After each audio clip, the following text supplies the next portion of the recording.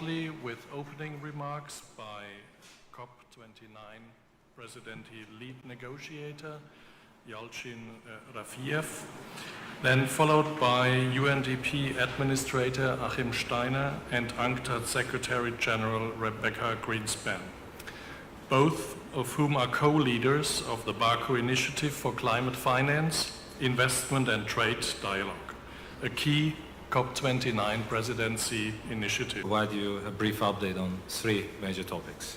First, I will give a brief overview of progress made at the World Leaders Climate Action Summit. Second, I will comment on the negotiated agenda and our top priority, the NCQG. And the third, I discuss the third thematic day of COP29 on finance, investment and trade. The World Leaders Climate Action Summit was an important opportunity to provide political direction for the next 2 weeks. 80 national leaders, including heads of state and government, participated in the summit to build consensus and momentum for the climate action. And we made a special effort to ensure that the voices of small island developing states were heard at the highest level with a special leader-level event. We heard from the communities on the front lines of climate change impacts. They provided powerful testimony on what real people stand to lose from the climate crisis. They spoke of the irreversible losses they are already suffering. They remind us of the importance of delivering on our plan to enhance ambition and enable action. And they demonstrated that success does not depend on one country alone. It requires a collective effort. The summit gave us all firm political direction. It's now time for the delegations to deliver. On the negotiated agenda, we have continued to build on the early progress on Article 6.4, and we are developing momentum across the COP29 negotiations agenda. In particular, we are focused on delivering a fair and ambitious new collective quantified goal, our top negotiating priority. Here at COP29, we have been working closely with the co-chairs of the contact group on NCQG, Fiona Gilbert of Australia and Zahir Fakir of South Africa. We are grateful to them both for their hard work and dedication throughout the year. We encourage the co-chairs to produce the first iteration of a draft decision text as early as possible at COP29. Parties welcome the decision to transition to a draft text and describe it as a workable basis for discussion for the first time in the 3 years of technical process. This is a significant step that will guide conversations around potential landing zones and help to identify and address concerns. But the draft text needs to be streamlined further. There are still many options to be resolved, and we expect to hear many different views. We want to hear everyone's reactions, and there will be spaces for them to provide their inputs throughout COP29. But the parties must remember that clock is ticking and we only have 10 days left. They must use this precious time to talk to each other directly and take ownership of building bridging solutions. Finally, today marks the beginning of our thematic programming with Finance, Investment and Trade Day. This morning, Sweden pledged 8 billion krona, or $730 million to the Green Climate Fund, and we warmly welcome their contribution. We also held the launch event for the Big Fit Dialogue, an important part of the COP29 presidency's action agenda. This dialogue will bring together successive COP presidencies, international financial institutions, and the private sector. It aims to improve alignment and identify new policies that can deliver progress on climate, finance, investment, and trade. Today, the high-level champion Nigar Arpadarai is hosting the COP29 Business, Investment and Philanthropy Climate Platform. This event will bring together 1,100 leaders from the business, finance and philanthropic communities. It will give them a platform to discuss both what they need from governments and the solutions that they can bring to addressing the climate crisis. We want them to send a strong signal to all actors that the private sector stands ready to commit to climate action, and today is their chance to step up. At the event, a group of pension funds, sovereign wealth funds, family offices and foundations will announce a new collaboration to accelerate the deployment of private finance into climate and sustainability solutions. This partnership has over 10 trillion US dollars in combined assets under management, reflects the intensive engagement between these organizations and COP29 high-level champion throughout the year. Ladies and gentlemen, we have made a strong start. We have already delivered significant wins, from loss and damage to carbon markets. The progress we have made will make a real difference to real people. Now is the time to drive forward this momentum. Thank you for your time. I now hand over to my colleagues from UNCTAD and the UNDP. Please, Madam Chair. Thank you very much. And next speaker is Achim Steiner, please. Thank you very much, Mr. Rafiev and our colleagues in the UNFCCC. It's a pleasure to address you here. And let me add perhaps a little bit of a perspective from the vantage point of the United Nations Development Programme, whose daily bread and butter is to work alongside countries in actually implementing their NDCs, mobilizing financial resources for investing in the energy transitions, in mitigation, adaptation, and also in building the pathways for a transition towards a greener economy, a low-carbon economy that is not simply a climate change objective, but is actually a development objective.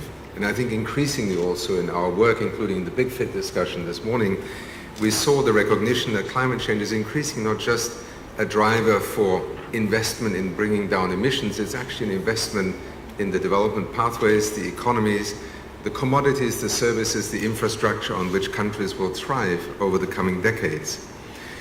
It is difficult sometimes for the public and maybe even for some of you to follow the numbers game. And you know, a lot of numbers are obviously circulating these discussions, and no one else than the chief negotiator is experiencing the challenge of these different lenses that are being applied here.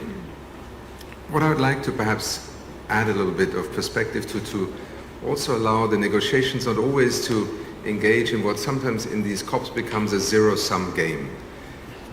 If one person gives more, that person has lost something and the other person has gained something. Climate finance has long transcended this kind of equation. Let's first of all acknowledge that when parties are negotiating here in Baku between $100 billion and a $1.3 trillion sum of investments, that these are not numbers that should sound extraterrestrial to some. Just go back to the IEA that estimates that this year alone, total investment in new energy infrastructure will be around $3 trillion just this year, of which in fact $2 trillion will be in renewable energy infrastructure. So this just gives you a sense that when we are talking about $1.3 trillion for developing nations to be able to accelerate their transitions, their investments, their ambition in the nationally determined contributions that are next year at the COP essentially being put forward to demonstrate that the Paris Agreement with its pathways holds, then these are not unreal or surreal sums. In fact, we have spent trillions over the last decade already in investing in the energy transition, which explains why so much of the world's electricity in 2024 is already being produced with cleaner and often zero emissions technologies. Secondly, in these negotiations, it is also important to remind ourselves that developing countries are already investing hundreds of billions of dollars of their own taxpayer public revenues in climate change, whether in adaptation, because with every disaster, enormous sums of money are being redirected and repurposed in essentially just staying in the same place and recovering, not investing in the future of infrastructure, modernization, education, but also in mitigation. Latin America's track record of now producing 60% of its electricity with renewables didn't just come out of nowhere. The investments that are happening in India today, going from 200 gigawatts of renewables to over 550 gigawatts just in the next 4 years. This is probably the single largest, fastest investment in renewables in human history. And maybe surprising to some of you, if you take China and India together, half of humanity, if you want, most of what they have invested in, renewables, cleaner energy and so on, is not financed by taxpayers from the north. It has been financed, first of all, by, yes, taxpayers from their countries, and secondly, private sector, businesses, capital markets.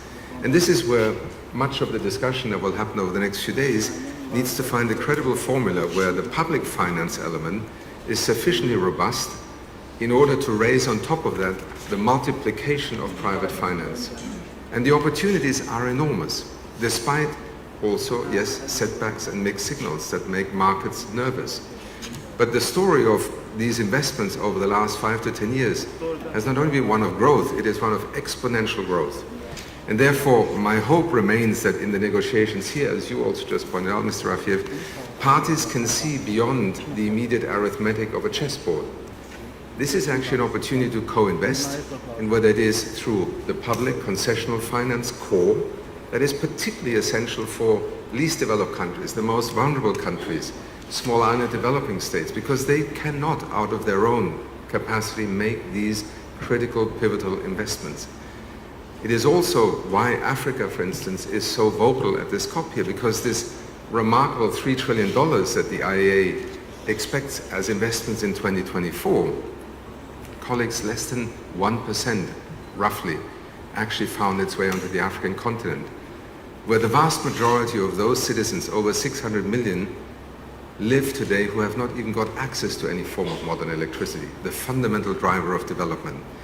These are the correctives that we are trying to address in a global collective financing goal for climate change that ultimately is also an investment in development, and a development where we can mobilize significant private capital, but we have to create the right conditions.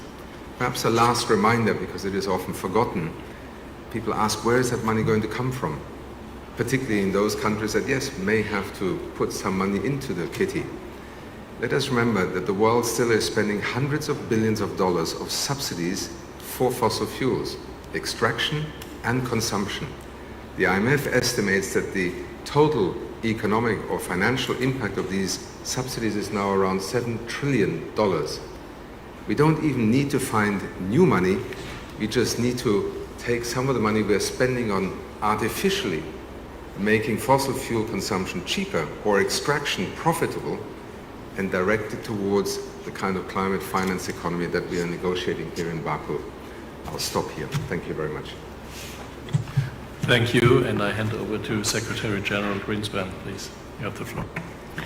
Thank you very much, and thank you very much to the lead negotiator for his remarks, and thank you to the presidency of COP that together with the UNDP and UNCTAD is launching this big fit initiative, the Baku initiative on climate, finance, investment, and trade. And as both of my colleagues were saying before, you know, the fight against climate change is in a pivotal moment. The science is clear, the urgency is undeniable, and the window for action is closing if we really want a better life for the majority of the population of the world. And in the middle of all that, we need to have policy coherence, and that's what this initiative is about. We need that what we do in trade is not against what we do in climate, and what we do in financing is not against what we do in trade. So we need trade, finance, and climate policy to come together. And as we say very often, trade has to be part of the solution, not a problem, but part of the solution. So here we have also our colleague from WTO, and WTO and ITCs are also supporting this initiative. Now, why do we say this? And I think that Achim said this very well.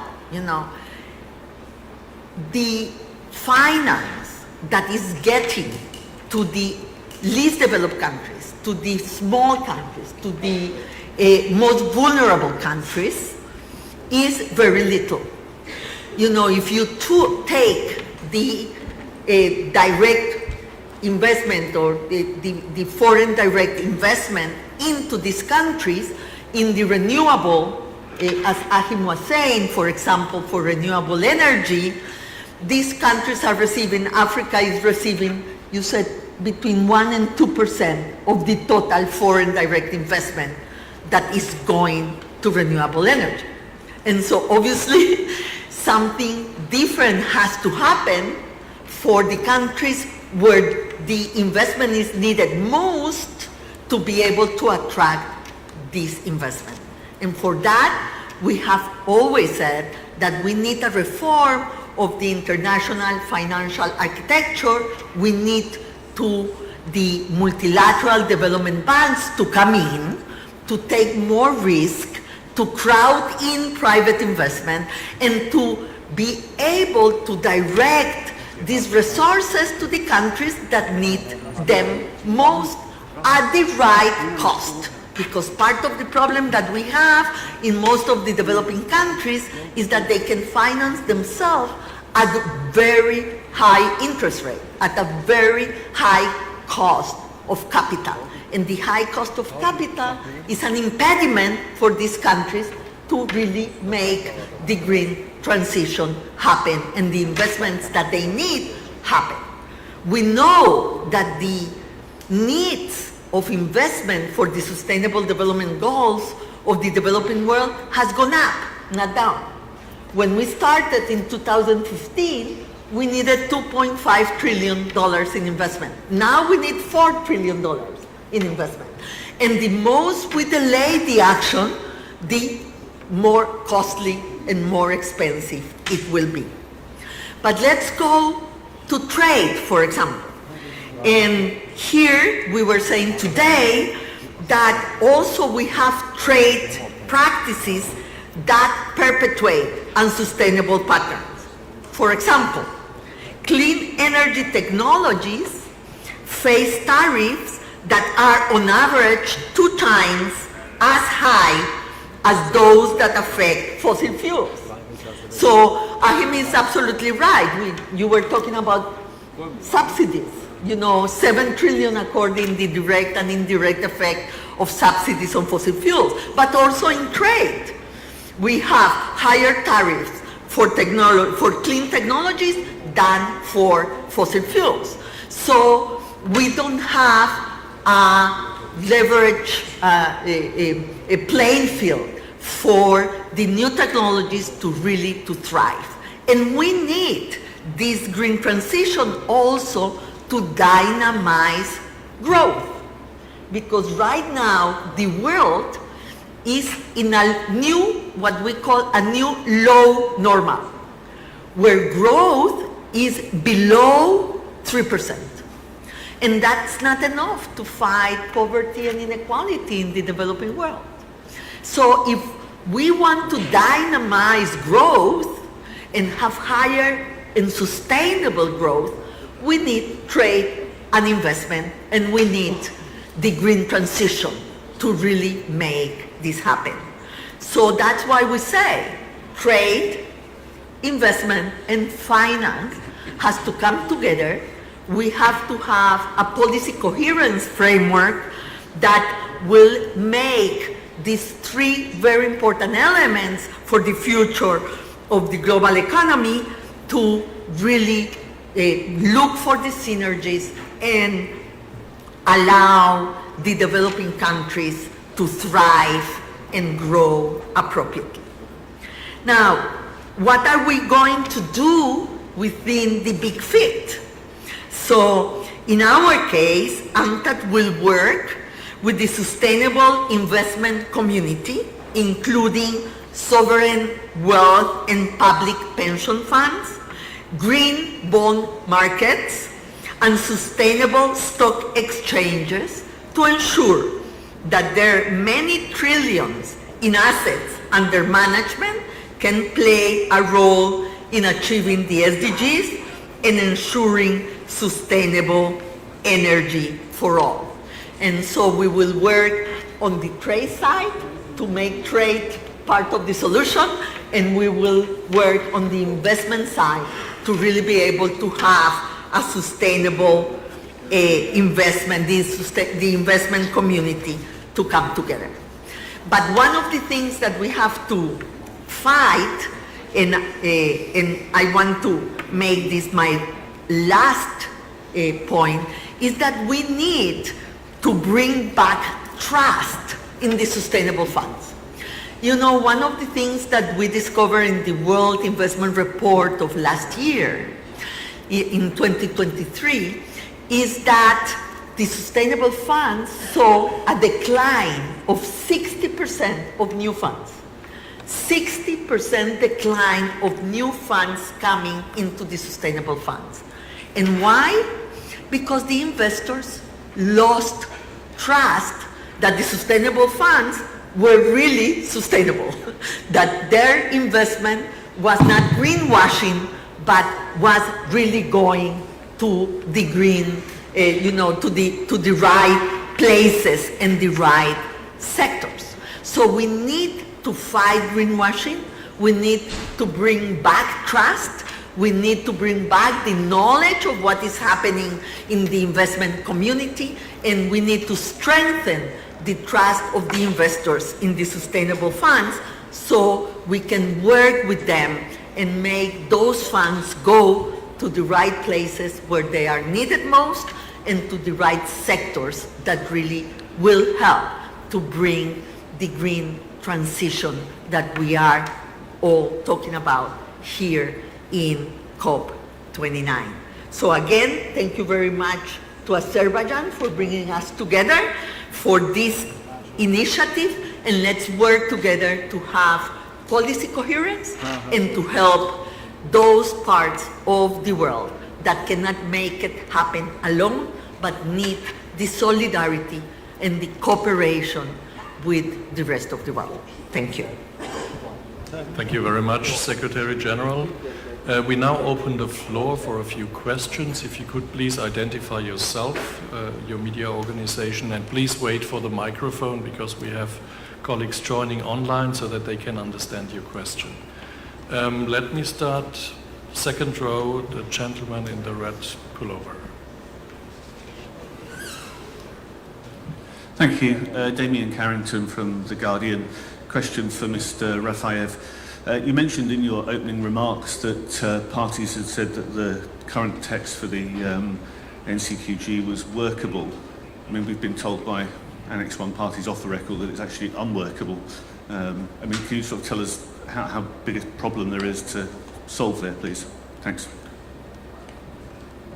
Thank you so much. As you know, the text that is currently on the table is a product of 3 years of hard work that the parties have been have been engaging in the inclusive process. And there is no alternative to this text, and everybody understands that there cannot be in the remaining 10 days any alternative text that can be produced which have the same legitimacy as this document. Therefore, of course, there are some diverging views. There are some points that did still to have the convergence on, and this is exactly why the multilateral negotiation process exists, and that to bridge the gaps and find the solutions. So therefore, we are expressing the prevailing idea and the prevailing atmosphere, the spirit within the room, which is everybody understand that this is a text that is a product of the ad hoc work program, and but with some iterations, with some, of course, streamlining, narrowing down options, this text could be a good starting point for continued negotiation process. Thank you. Thank you. The lady in the second row on the other block.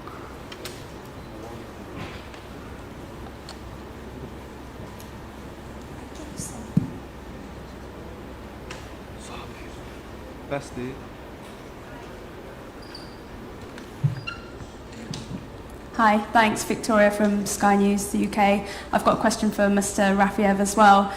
Argentina walked away from COP29 yesterday. Are you worried about any other countries following suit, especially in the context of the US election? And are you worried about the COP29 process in general because of that? Thank you for the question. This matter is actually a bilateral matter between Argentina and the UN, and I cannot further comment on this matter, and I would like to propose that we stick to today's thematic theme, which is finance. Thank you. But it does affect the process if there's a country missing. So what does the presidency make of that? Are you concerned or not? think I've been clear in my answer that we would rather focus on the topic of today. The gentleman in the same block, fifth row approximately, just behind you. Yeah.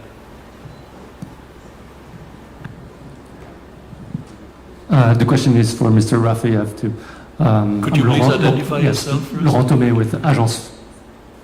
with Agence France Presse. President Aliyev yesterday, his criticism of France caused the French environment minister to cancel her trip here. His words about oil being a gift from God also raised a lot of eyebrows here. You think the president's words this week are having a negative effect on the climate finance negotiations? And what can you say about the French minister's decision to cancel her trip and how that also affects the negotiations? Thank you.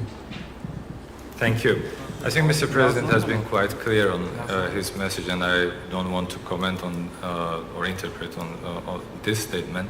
But in terms of ministers, French ministers' intention not to come, the host country, Azerbaijan, has made sure that we have the inclusive process here.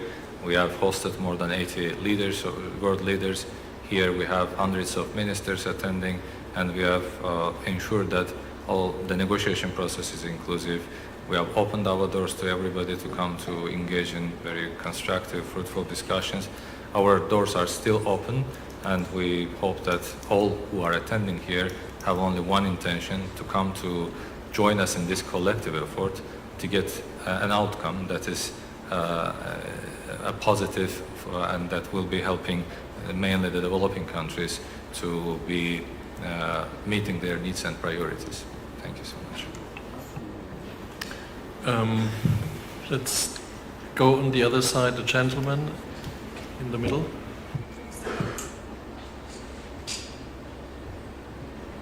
Thank you. Sebastian Rodriguez from Climate Home News. I wanted to ask for Mr. Rafiev on the Climate Finance Action Fund, which was proposed a few months ago as an option to mobilize private finance from oil producers. I was wondering if the fund would be launched during COP29, and if the presidency has faced any hurdles in sort of getting that running. Thank you. Thank you so much. Yes, Climate Finance Action Fund is one of our 14 presidency initiatives. When we announced it, we have been clear about the process that we want to proceed with. We have established it with a participation, with an intention to create an innovative source of funding for developing countries with an innovative concept. But at the same time, in order to ensure the inclusive process of concept development, we have decided to include also potential donor countries into the working group that we have established to work out a concept that would be workable, that would be acceptable for them to join. So therefore, at this COP, we have announced that the working group that we have established is working on the concept paper, to have a detailed concept paper, because this is a very complex process to establish a new fund that will need some time, but we are on it and we are working closely with all potential donor countries. We have seen a great interest by the potential donors from both developing countries, from the developed countries, from the public sector and the private sector, that encourage us to continue this work in a way that we can establish and operationalize the fund as soon as possible. Thank you. Mr. Aik Holim, would you like to add anything from the WTO? Well, maybe I'd just say that, the comments by Secretary General UNCTAD and the administrator from UNDP were really very clear on the role that trade can play as a solution to the climate challenge that we face. My only comment is just to emphasize that, as we know, trade is driven by comparative advantage, and that comparative advantage, in our view, and also based on our research, is changing. And it's changing because we are seeing more in terms of a green comparative advantage. And we think that creates new opportunities again to drive the transition towards clean technologies, towards clean emissions and so forth. So that's our main message today and also throughout the COP, is that as we look towards the transition, new opportunities have been created, and the new opportunities allow us to think a lot more about green comparative advantage, which is about countries doing what they are green at, and relatively green at, I should say, and being relatively green at that will again drive new economic opportunities. Thank you. Thank you. We have time for one more question. The lady here in the first row.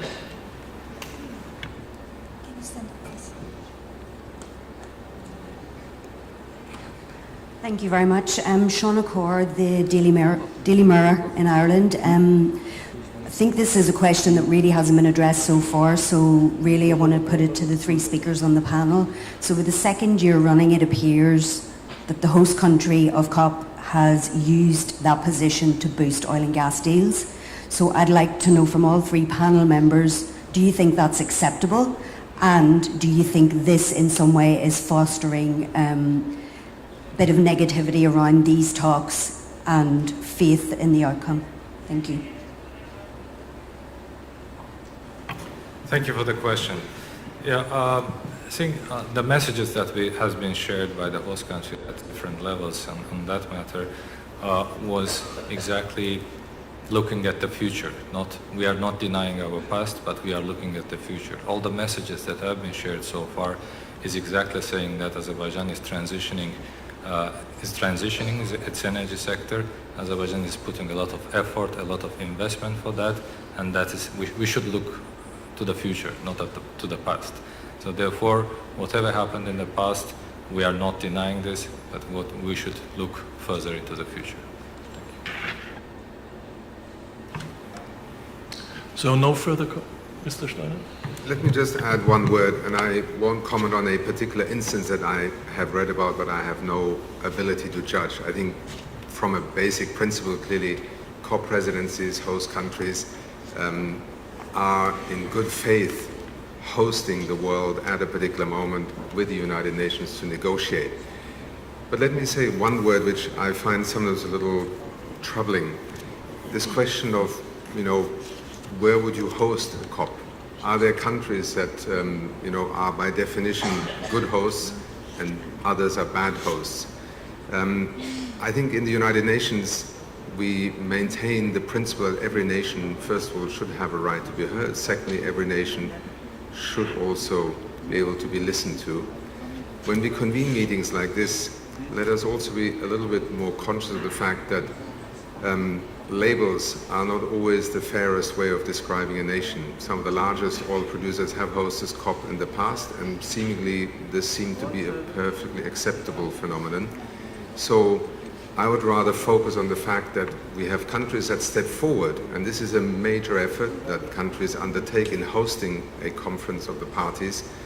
And I think what we should judge a host by is, first of all, the integrity, to your point. Secondly, the ability of facilitating and convening the world around a topic that every 12 months the United Nations actually brings the world together around the table. If we did not have host countries, we would not be able to do so. And I think the world ultimately benefits from the fact that every country in a COP is put on the spotlight and under the spotlight here. Because we can allow citizens to actually judge whether their countries are contributing to solutions or whether they are walking away from being part of the solution. And I think these are some of the, let's say, criteria by which we need to judge ultimately whether COPs can contribute. And I only say this because in the run-up to every COP, we obviously focus on what we have not been able to accomplish, and we are far behind where the science has told us we need to be. What I sometimes regret is that a great deal of what is now happening, and I spoke to some of the numbers before, are forgotten. These painful negotiations over the years, the agreement to have NDCs for countries to have a first and now a second generation of NDCs, these are actually the foundations on which we now see a clean energy revolution happening in the world. It would be good sometimes to report on that, because these are not instant coffee machines. The fact that it takes countries a number of years to turn NDCs into actually a significant change in the trajectory of their energy matrix and investments matters. This is why Europe last year could reduce its emission footprint by 8%, and many other statistics that we could cite here now. So I think every COP will have its controversies, every country has its own past, and you just spoke to it, Mr. Rafiev. To me, the more important question is, this COP is not about Azerbaijan. This COP is about the world being able to take the Paris Agreement and move forward together. Maybe a country will leave that negotiation. I think we have seen over the last 28 COPs that this process is robust, resilient, it can stand turbulence, and the world has actually used it, even if it was slow. It could have done it faster, and as I think we all realize, the cost of now having to act ever faster has gone up. But we still have not only a UN Framework Convention, we have a Paris Agreement, and we have remarkable numbers beginning to show the transitions that are happening. I thought I would just offer that as context, because it is part of the story of the COP process. Thank you. Thank you, Mr. Steiner. Let me underline with a few numbers that the world has come to Baku. So we have around 70,000 registered participants, 34,368 parties, 13,275 observers, 3,618 media representatives, and a category technical staff, workforces, volunteers is 13,977. So this adds up to 67,839. Thank you very much for today. Looking very much forward seeing all of you tomorrow, same time, same place. Thank you. Just